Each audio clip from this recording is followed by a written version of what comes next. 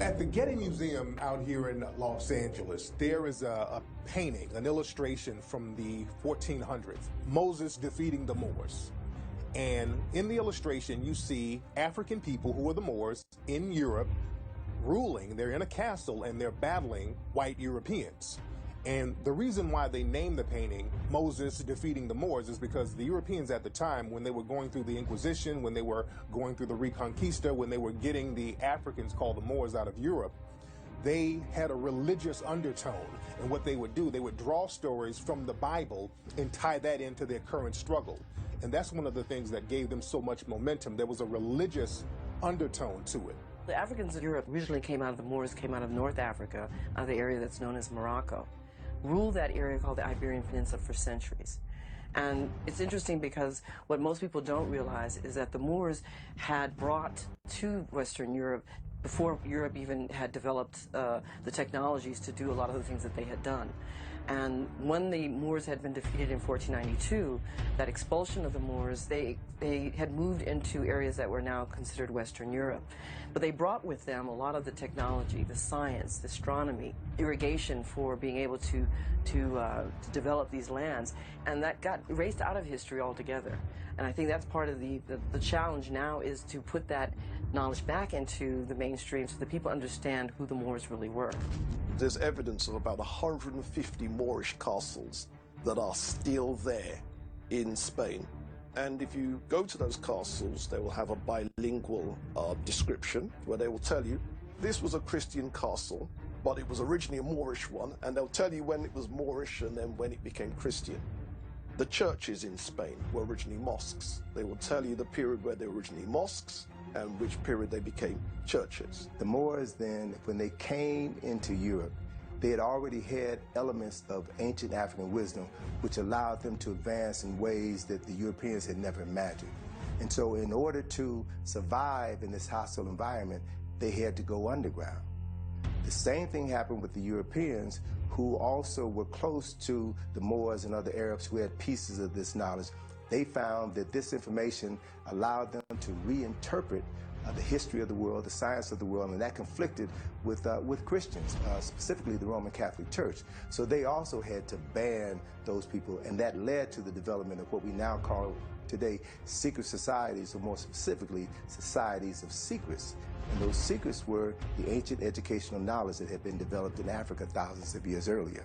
Islam will rise up in the course of history. By the 6th century, will cut off Europe from world trade by dominating North Africa and the Middle East. Europe was cut off totally from Asia, India, and Africa in terms of trade and access to wealth. So Europe would plunge into what we call the Dark Ages. But it was an economic depression that led to a complete breakdown of society. When they break out of that, they break out with a vengeance that we will never, ever again be in this situation. That breakout comes in the 1400s with the Portuguese. And they will wreak vengeance on the rest of the world to control trade routes, economic territories. Where is the wheat grown? Where is the gold? Where is the barley? We will get control of these things because we will never be caught in the Dark Ages again. She caught cancer to get me He out of said, that "Jay, spot. ready." Welcome to the Gilchrist Experience. We have today Ken Johnson, Goldie. What's your real name? No, that's what you're going to get today. and Leroy Bell. The story of the Moors. Graham, are you there?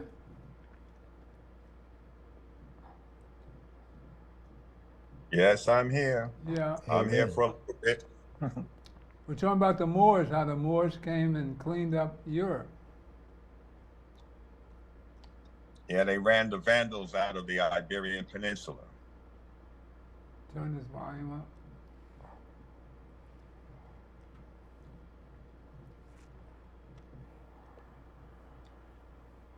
Boy, this is Well, welcome to the show. um, Tell us about what you thought of what you saw. Ken?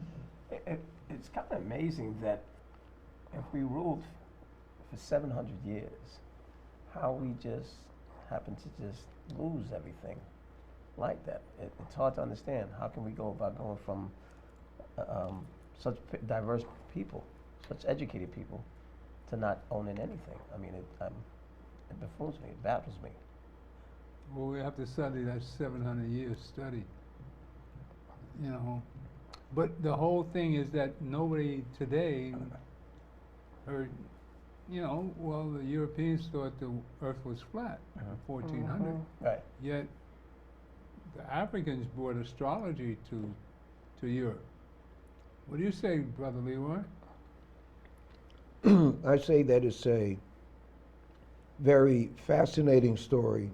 Pardon me. It's a very fascinating story about the Moors and the time they came into Europe and raised them from what some would call in the degreed world from a dead level to a living level. And then after that, the grand scheme of things, not their scheme, the grand scheme of things, whether we accept it or not, we had to be made dumb so that they could rule for a period so we could see them in action, which we're seeing right now in Gaza. You're seeing an unrelenting group of people who enjoy killing, while we're looking at Gaza on the little bit that they show us. You're right. National Public Radio, I used to think was, you know, just a broad perspective. Yeah. Not. Because, anyway, that's neither here nor there. So I surf the internet, and I also I'm part of a group. We feed one another information, then we go to that, and that's how we grow collectively and not be burdened by an individual learning and not passing it on. But the Moors, when there are certain individuals in there who, well, I'm saying I just can't call the brother's name right now, but I did interview Dr. Aleem Shabazz. Dr. Aleem Shabazz was the prime producer of black PhDs while he was alive. And he has that rate. I mean, he lived and breathed. When he taught at Tuskegee, the students at night would come and go into the classroom in order to work his Calculating? the equations and whatnot. Okay. And last point that I would make, in one of my interviews with him, he talked about how he talked about algorithms years ago in my interview, but algorithms comes from the Moors. The term algorithm, you have to go in fact, algebra. Right. Yeah. Okay. All of that. When I say all of that, that comes from us. And when the Christians took over, they rewrote the book as though they had done the calculations and whatnot. But anyway, it's a fascinating study for anyone who wants to know what happened in that period, and it's a very critical study for black parents, single parents, two in the same home family, to know, because otherwise we will be feeding ourselves an image of destitution, of people on drugs. These things have been put into our community.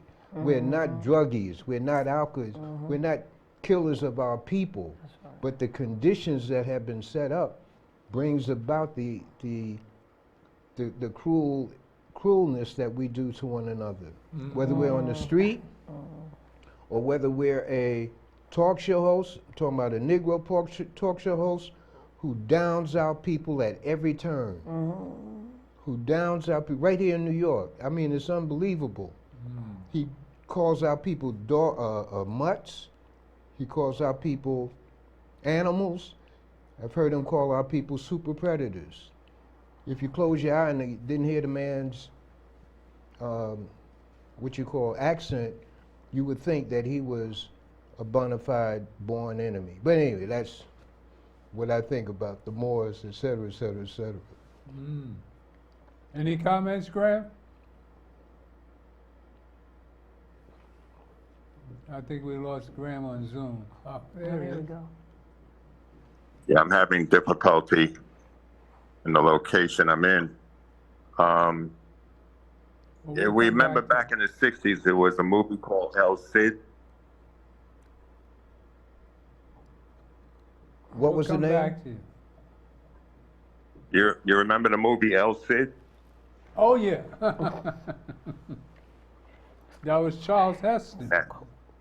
That was about driving the Moors Yeah. out of the Iberian Peninsula. Mm. But the fact is that African royalty in Europe went all the way to Russia, all the way from the Netherlands Yes.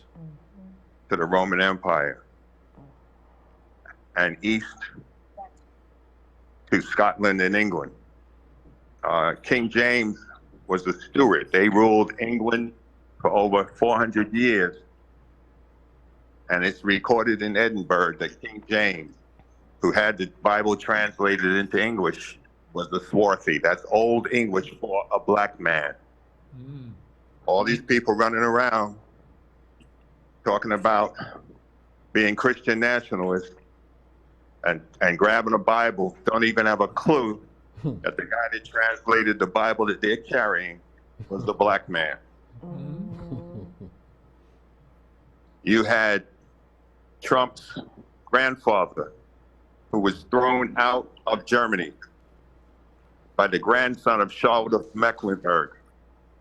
She was the Black Queen of Saxony. Those are the Germans. When we think of Europe, we're always thinking about white people. That's not what it was. There was a ship called the Veteran, which was sent from Scotland, either Scotland or England, in the 1500s when they wanted to get rid of the Africans. And those people were not slaves, they were professionals sent to Barbados. There's so much history in Europe that is founded on us. And they're out here purporting like they produced all of these great things for civilization. When it came from Africa, the Nubians built the Roman cities. Romans had no knowledge of architecture and structural design. Oh, wait a minute. And those Nubians were treated like gods in the Roman culture. Septimus Servius was the first African emperor of Rome. He was born in Libya. From the first or second century, you had black popes in Rome. So European history is black history. But they don't want to talk about it. Well, we're going to update ourselves, and you know, the real problem today is Haiti, and Right. I want to give people a little background of Haiti. So we're going to run item 2, and this is the history of Haiti. Let's show you how this is the first liberated country in the world, Haiti. Now look at what a mess it is today. And we have all sorts of reasons for the occurrence of today, but it's a black country. And we should be ruling ourselves, just as we're struggling here in America. We should be ruling ourselves because we don't know ourselves. So I go through this black history awareness because we're elders. Leroy and I are both in our 80s, and Ken's in his 60s, and she's a teenager. Goldie's a teenager in heart. And We're just trying to present to our family. This is the National Action Network family that I'm talking to. So we're going to show how we as a NAN family gather together every week and listen to our hero, Reverend Sharpton, bring the truth to the planet. And we start here by introducing you to the history of Haiti. Run item 2, and we'll be right back at you.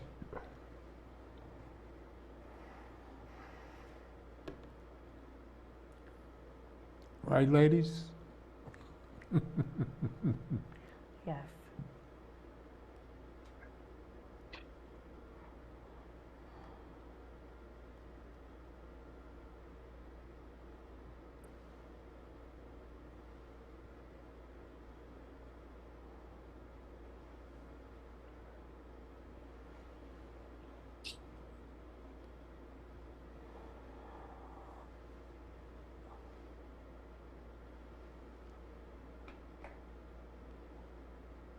There's nothing on there? Oh, this is a great day. Everything's going wrong today. No, it's No, not. it's not. It's not. Just different. Right. That's all.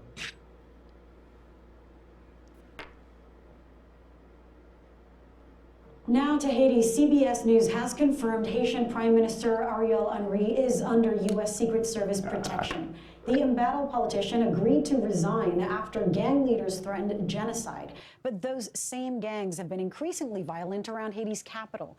Attacks in wealthy parts of Port-au-Prince have killed at least a dozen people. For more, I want to bring in CBS News national correspondent Manuel Bojorquez. He's on the ground in the northern city of Cap-Haitian. Manny, you were across the border in the Dominican Republic just yesterday when we spoke. Now you are inside Haiti. You're in Haiti's second largest city. Talk to us about what you have been seeing since you crossed that border. Yeah, it took about 3 hours. There were 3 checkpoints. Fortunately, those were all police checkpoints. The real problem, though, is for residents of the capital, Port-au-Prince, where you referenced that violence that's happening right now. For them to try to escape to this city, Cap-Haitian, which is about 100 miles north, is almost impossible right now. And that's because the checkpoints down there aren't police. They're gangs, and so it is very, very dangerous. What we're seeing here at the airport in Cap-Haitian, this is where on Sunday the United States flew some U.S. citizens back to the United States, is that people arrived today. There were 2 flights, one to the Bahamas, one to Turks and Caicos. Those were airlines that belong to those countries, and people were trying to get on those. Seats were sold out, but people still showed up to see if they could. What was interesting and significant to see for us is the number of Haitians with dual American citizenship come with their passports in hand, saying, look, if the United States can fly us out today, we're going to wait. We're going to see if those flights are happening. But there has been no announcement made of another flight yet. The United States has said those would happen as a work in progress, and only if it is safe to do so. And what is it that is keeping these American or dual citizens from getting out? I mean, what is keeping these flights from taking off? How does that work? Yeah, so one thing here is we saw a sign for Spirit Airlines saying we are no longer able to operate because of the security situation. So people who had tickets, maybe all of a sudden they can't fly out.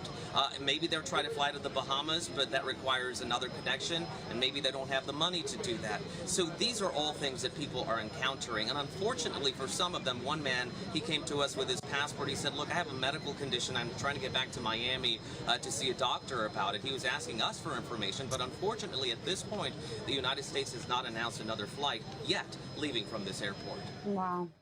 Well, as we mentioned and as you've been reporting, Manny, violence has all but gripped Haiti's capital.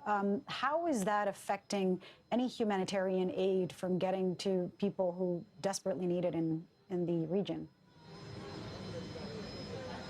It is greatly affecting that. It is so difficult to get aid to these neighborhoods and areas where people are really under siege right now by the gangs, because the gangs are controlling most of the roadways. So you may be able to fly them into certain areas, or even the airport, which is still not really functional.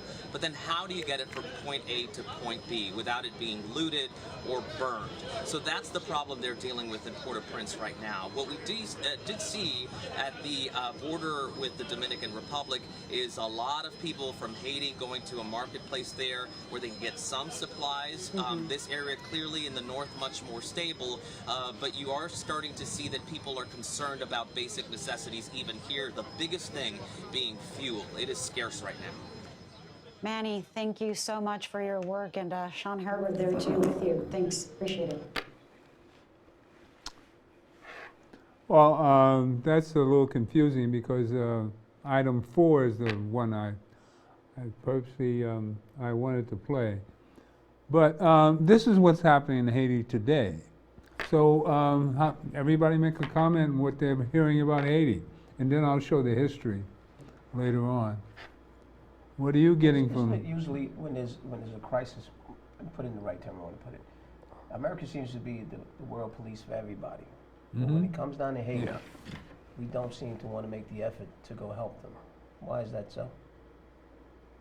Because they don't know who to help. It's so confusing. It is. There's so many different fractions involved here. You got the entire planet involved with Haiti. There are a lot of that's why I wanted to show the history. Because this was dominated by the French, and the Spanish were right next door in DR. Right. This is a split island between the French and the Spanish. Yep. So on the Haitian side, they imported 20,000 slaves back in the 1700s. And this part of the island rebelled and took over. And out of that, they had Napoleon during the Napoleonic Wars. The French had to sell Louisiana Purchase to America to get out of debt of what they were fighting the Haitians for. So this whole history of rivalry and world domination, because Haiti had the best, what was it, sugar? What was that? Well, we see this on the history on the history part of this that we're going to play eventually. Why don't we play that and then we can come back? Play item 4, and we'll get the history of Haiti.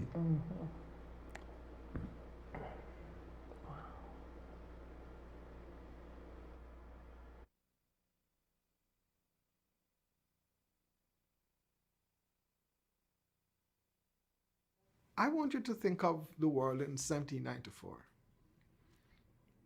Everywhere you look, there's slavery in the Atlantic world. Everywhere. North America, Caribbean, Latin America, particularly Brazil. There is no anti-slavery movement that has succeeded in these places. Plantations are the order of the day. Saint-Domingue is considered the pearl of the Antilles. It is the richest plantation and the richest colony in the entire colonial world. Everybody knows about it. The Dutch know about it. They have newspapers that write articles about it. The British write newspaper articles about it. Newspapers in Scotland were writing about it. The German newspapers were writing about it. Everybody was preoccupied because this was the richest colony of the world. This was the Antilles. This was the colony that I would argue that the colonial fantasy existed upon, to the extent where rich women from Paris would send their clothes to be washed in Saint-Domingue in a certain river because it had a certain quality in it. I mean, the fantasy that existed at that moment. So then you think of that world, and then think of the slaves then getting rid of slavery in 1794. And then think of the reverberations of that across the world. It created what became known as the Haitian Fear.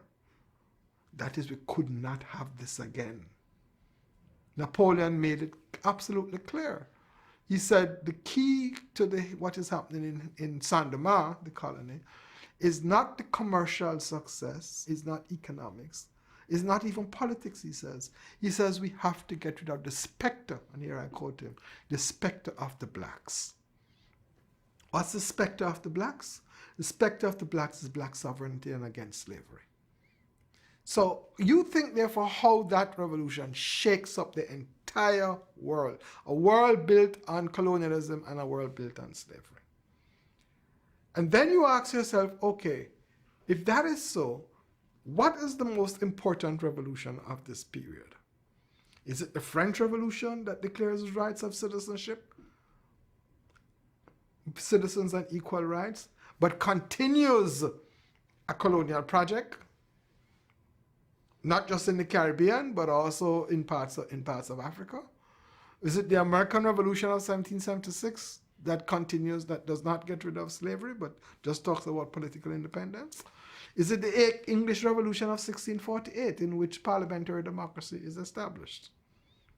Or is it the Haitian Revolution, the dual Haitian Revolution, in which what? In which the question of slavery, which was the dominant form of domination of people in the Atlantic world, is gotten rid of. Is that not the most important and radical revolution of the period? And it is done by formerly enslaved people.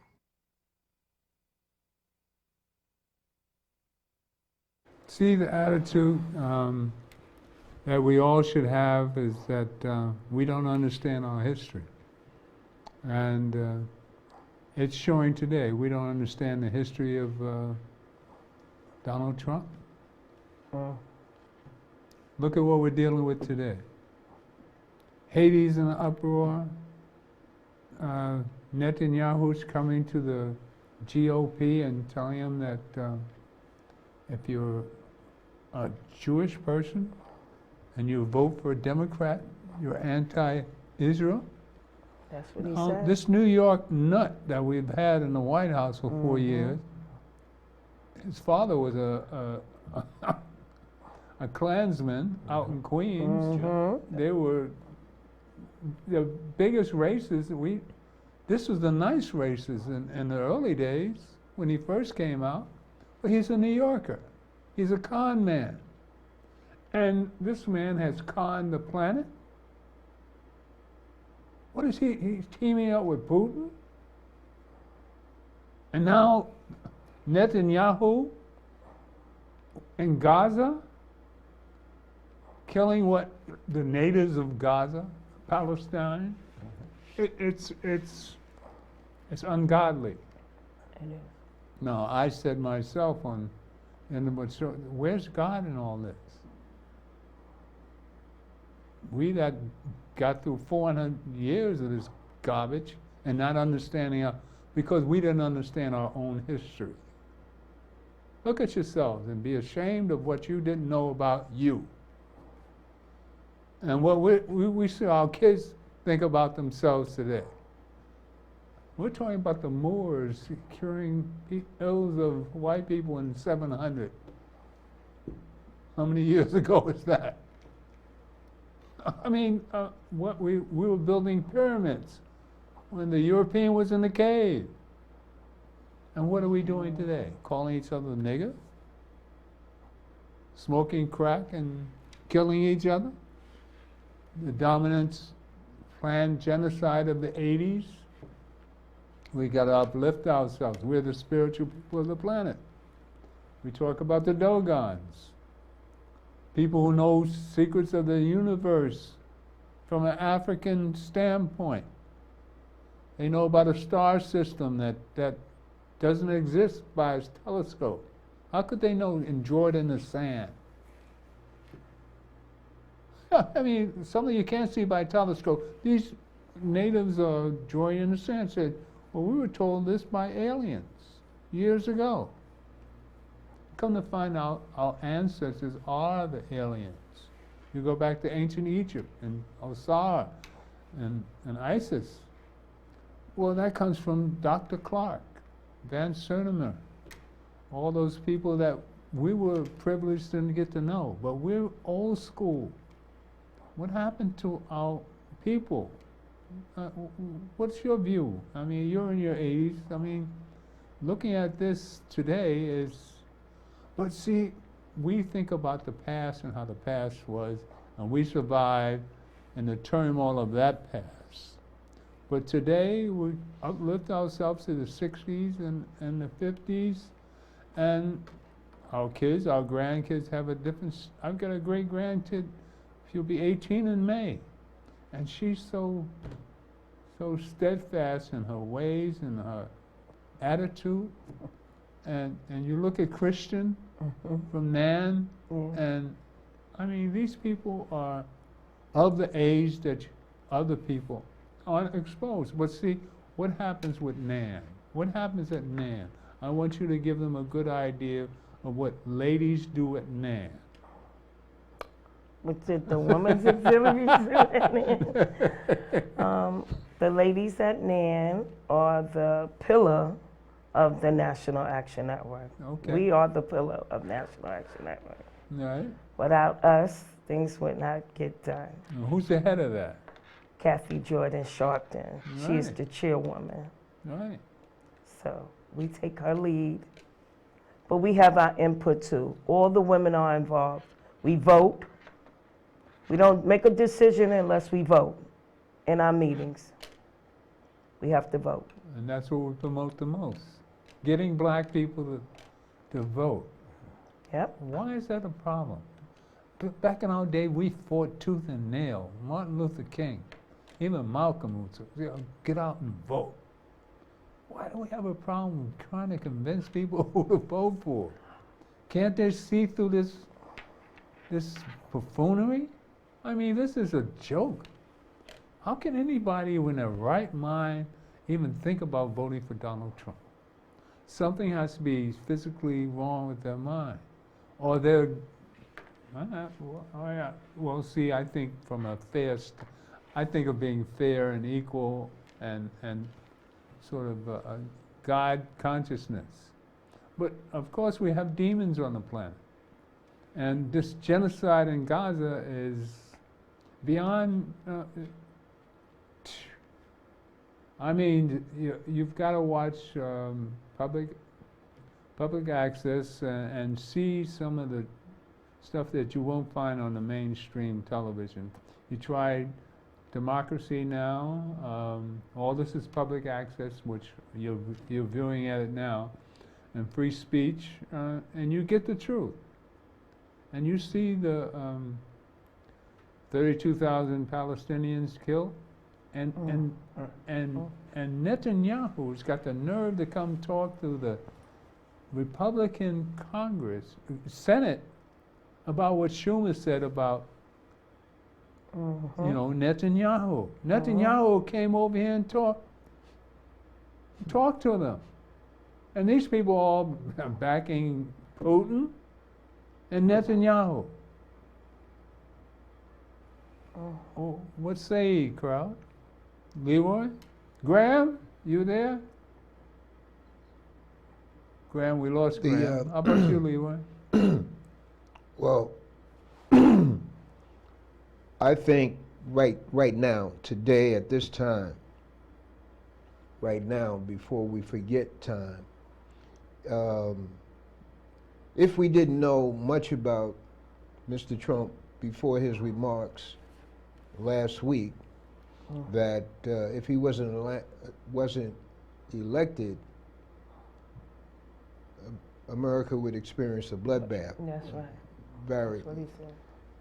I'm giving it my words, but here's it's a, first of all, that he said it, we have to we have to remember, and this is for our people who haven't found the time to get into black history. You have to get into the history of Wilmington, North Carolina, Rosewood, which is a movie, Rosewood. Have to get into Tulsa. Yes. You have to get into East St. Louis and other places that a young sister just discovered. There are towns and villages that have not have lakes, but these black towns and villages are hidden underwater, not hidden, but they wipe force blacks to move, and what's left is a lake. But getting to Trump, when he says something like that, the reason I brought in Tulsa and Wilmington, North Carolina, and Rosewood, and they're just the tip of the iceberg, is that we as a people have experienced the bloodbaths in America. We as a people around the country in different spots, and if you want to talk about New York, in the Civil War period, they burned down a black orphanage because they didn't want to be drafted. I'm talking about the Irish. They didn't want to be drafted into the Civil War. So we've experienced. So when the guy throws out something like that, we have to be on the alert. Not that he was aiming at us, because he don't have to aim at us. The wolves will find the opportunity to come after us. Voting is one thing, and what I was saying last week, adding to the voting, the vote eligible numbers, the numbers of people eligible to vote, that has to be something of our concern, particularly of the young people. And at the same time, the younger people are watching Gaza. They're not going for no flippity-floppity, game running. So why don't black people vote?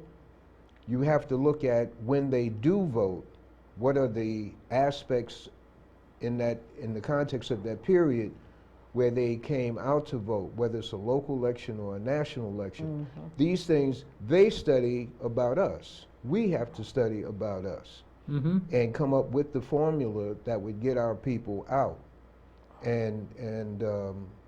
But my mom would say the truth is plain enough for a fool to see in terms of Trump. And they're trying to make an alibi on what he said, and that's the classroom. Listen to how they're trying to dress up. Well, he said it within the context of the auto industry, et cetera. So those are my thoughts. They're tricky. They're really tricky. But I think most people are making enough. But if you only watch one part of it, you really get bamboozled. That's what I'm talking about. I mean, even just watching MSNBC, you just watch and you hear, but you've got to go to public access. Democracy Now! You've got to watch Democracy Now! To really get the real deal of what's going on. I mean, they really go in and give you in-depth study of how the Palestinians are feeling. And if you seriously look at what Netanyahu's doing, he's so clever. I mean, clever. These are no dummies. I mean, these are really controlling demons. That's the only thing I see in them. Netanyahu's been doing this for 16 years he's been in power? This is genocide in anybody's vein. But Biden doesn't see it that way? Now, how could he not see it that way? Now, this is what we have to rely on to keep us out of this, because if Trump gets anywhere close to the White House, he said he's not leaving. He can't get in there. God won't let him in there as far as I'm concerned. That's where I put my heart. I don't believe he brought us this far to leave us now. As Rev would say, now we go to church every Saturday and we listen to Reverend Sharpton. So we're safe. We're safe in National Action Network. If you want to save your mind, save your sanity, you come to National Action Network at 9 o'clock on Saturday. And you come join National Action Network. You want to start a movement that's church-based? I call him a disciple of Martin Luther King. That's right. He's my disciple of Martin Luther King. He's my hero. I've been there 27 years. I'm blessed. Me too. I'm blessed. You don't get any better than this here. Look at me. I'll be 83. We will be 83. April. Amen, amen, He's amen. April 25th. And when are you? April 27th. Okay, nice. 1941. Yay. We remember trolley cars on 125th Street. All right? So come to National Action Network. We've got a convention going on April 10th to the 13th. 13th. Next month, and you can register now. What's the number? Register. Tell us a little bit about the convention. The convention will be April 10th through the 13th, from the morning to the evening. Yeah. We have on the first day, well, they didn't put the schedule up yet, Okay. but some people are up there. Whoopi Goldberg will be there, Ben Crump will be there. I can't remember the other names, but people will be here. This is one of the big conventions. 10 years ago, Barack Obama was there. Oh, I was there. 2014. I went to all of them. I know I've you. done them all. I know you have. Last year we had Kamala Harris, Oh, I Vice was President down Kamala Harris. This year we don't know who's gonna show up, but you have to register at nationalactionnetwork.net. What's the phone number? The phone number is 866. 866.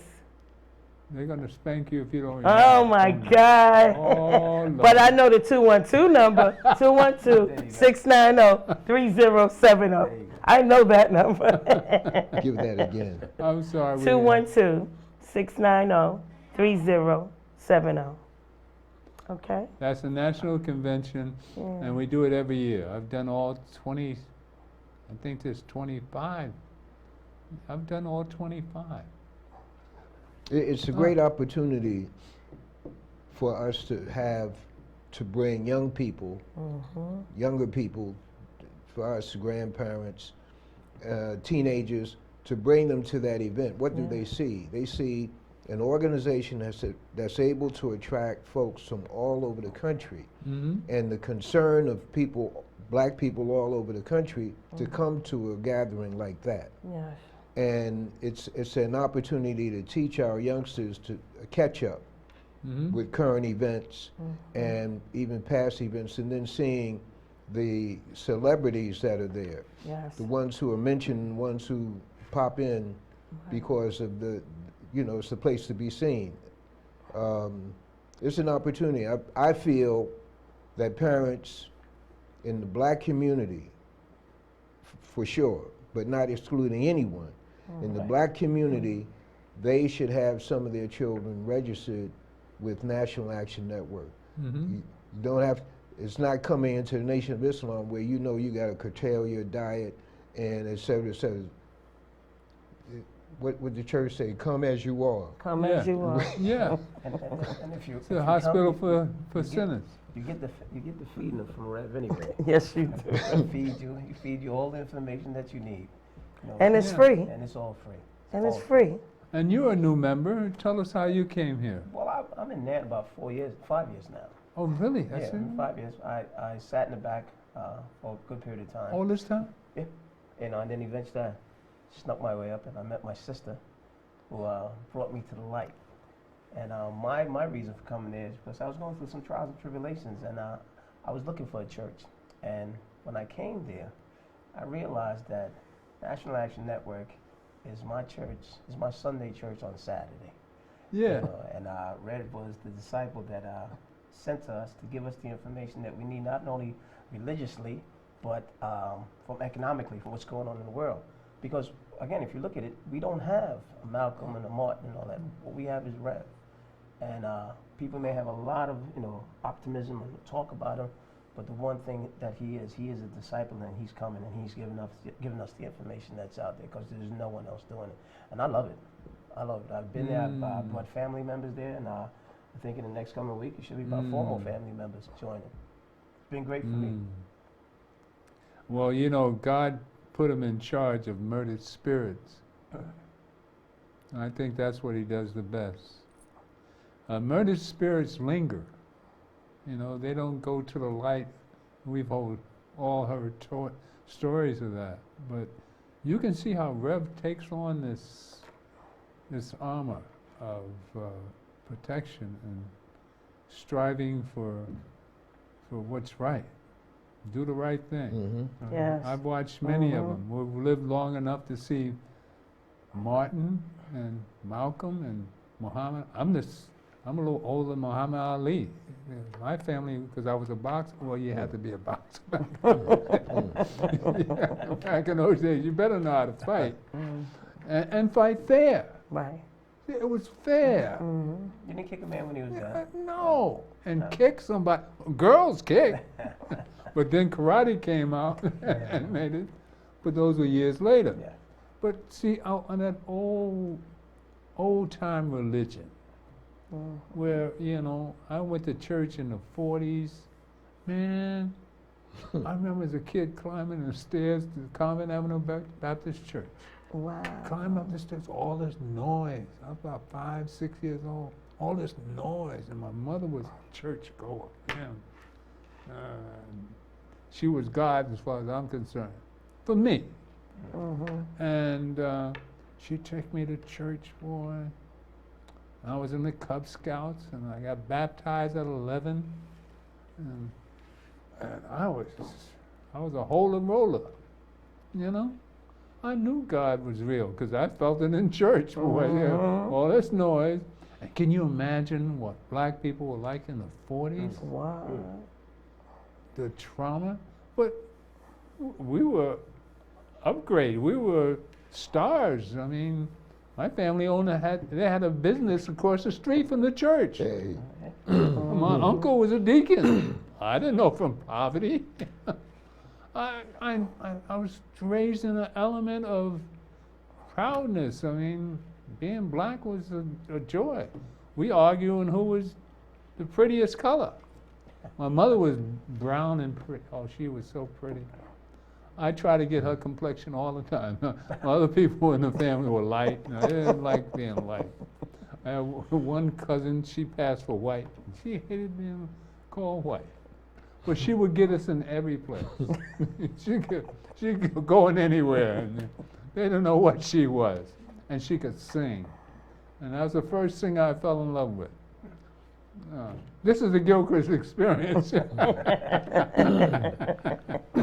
So I go that way sometime. My wife's in there. She remembers all this stuff.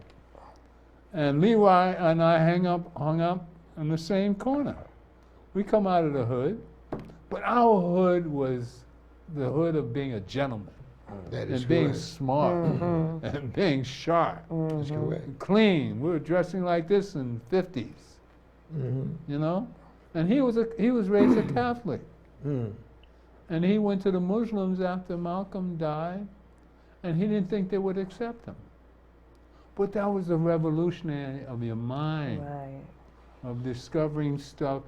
Now, when we came through high school, Greece was the beginnings of creation, 300 BC. What happened before that?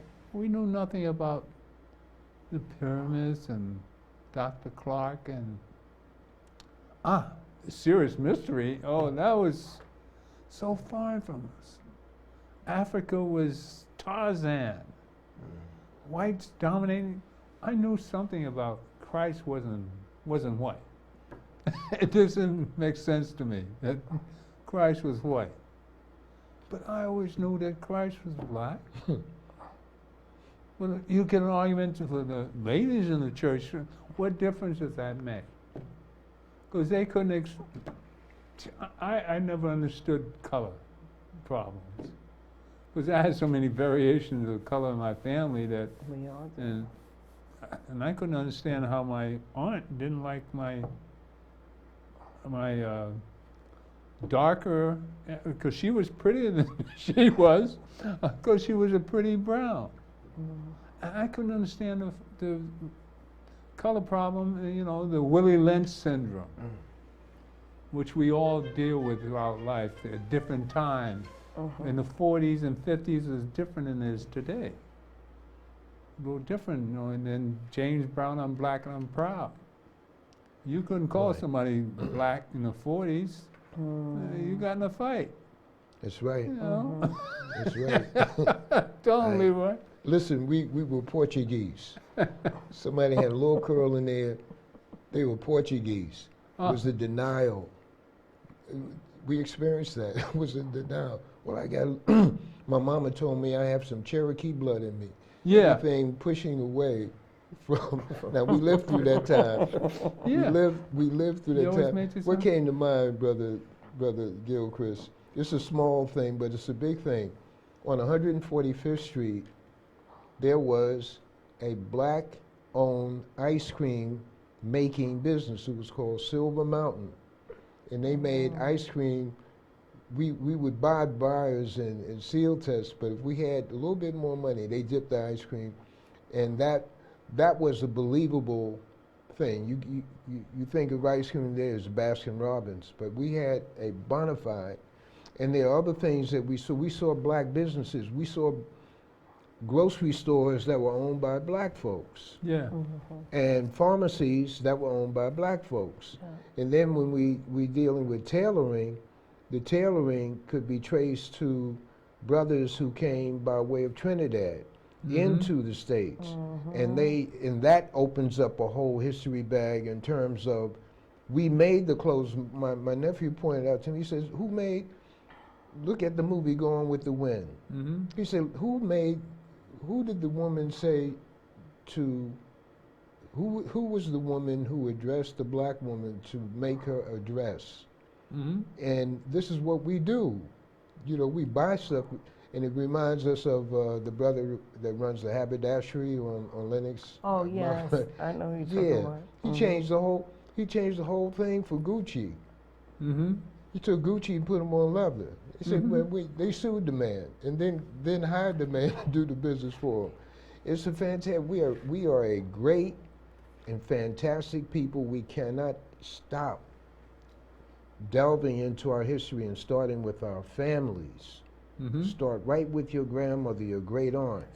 Record them. Find out what their secrets in the family. Make a note that today the Nan family was here representing the Nan family, Goldie and Ken, and we have what's your name again?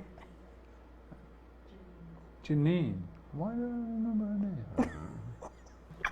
name? Peace and love.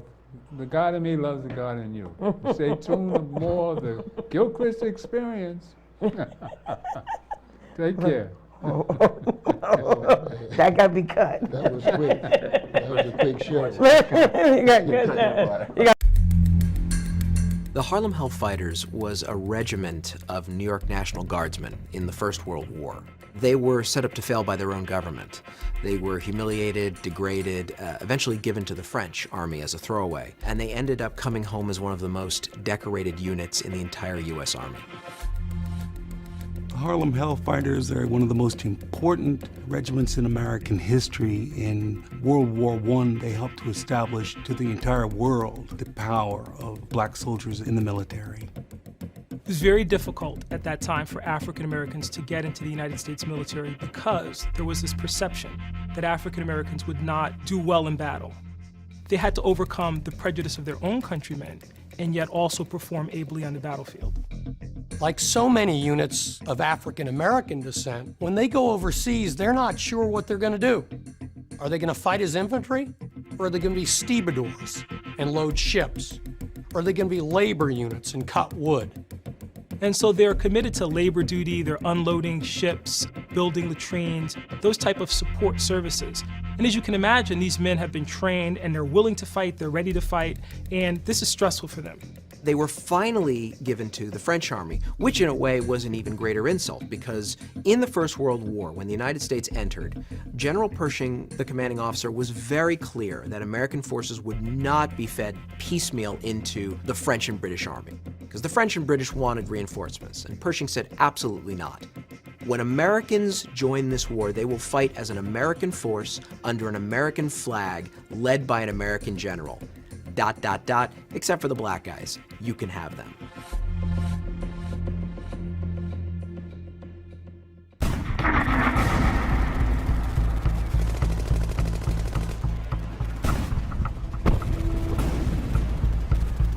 Henry Johnson is perhaps one of the most remarkable black military heroes in U.S. history. And he found himself in no man's land with Private Needham Roberts manning a listening post. And Needham Roberts hears click, click, click. And he realizes somebody's cutting the wire. It's potentially a German raid. And so Roberts is passing him grenades, and they line up these grenades, and the Germans actually do come across the lines. Roberts is hurt, and now Henry Johnson is left to defend their position and to stave off this attack. And then he makes the mistake of jamming a French cartridge into his American gun, and it no longer will work. And the Germans are on top of it. He then used his rifle like a club, and then he ended up fighting with a knife against the Kaiser's best and turned them. He's wounded in the fray. He's struck, for example, in the foot, and has a debilitating injury as a result. And he fights them off, he says, for what seemed like an hour. The Germans ran shrieking into the night, all because of one man. It's not until the next morning that people realize what a tremendous act this was. They discover 4 bodies of dead German soldiers. And they also realize from the equipment and other things that are left behind that as many as 30 may have been involved in this altercation. As soon as he drove off those Germans, the French awarded him with the Croix de Guerre, a great honor. Unfortunately, it took about 75 years for the US government to give him the Legion of Merit.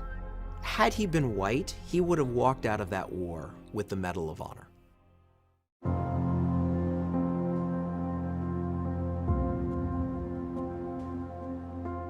What was so shocking to me when I began to research the story of the Hellfighters was that after they had performed so magnificently in combat, the United States government actually sent a memorandum to the French government, essentially implementing Jim Crow, essentially saying, don't give them some notion that they are equals, because we don't want them taking that notion back to the United States and demanding equality. When they come back to the United States, he's not awarded the Purple Heart. There's no notation in his military record of his injury. And so he winds up not being able to work because of this injury. He doesn't get any kind of assistance from the Army or from the government as a result. And he ends up dying in 1929 penniless. So it again shows the paradox. Here's this great story of valor and of courage on the part of this soldier, and ultimately he comes back to a nation that doesn't honor that sacrifice. We tend to think we all know American history so well, but the story of the Harlem Hellfighters should be one of the first stories told. It wasn't about killing other people, it was about being Americans and serving their country well. That was the inclination of the Harlem Hellfighters. When you are African American in 1917, democracy is armor. Democracy is a weapon. And to fight for a war to make the world safe for democracy was something more than just some ethereal crusade for the Hellfighters. It had concrete results. They were fighting for the rights to be a citizen of the country that they were born in.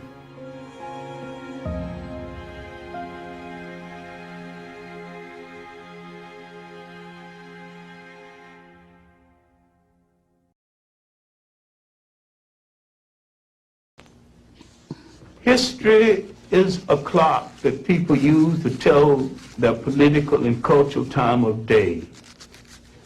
It is also a compass that people use to find themselves on the map of human geography. Yes, Dr. Clark. History tells of people where they have been and what they have been, Yes. where they are and what they are. Yes.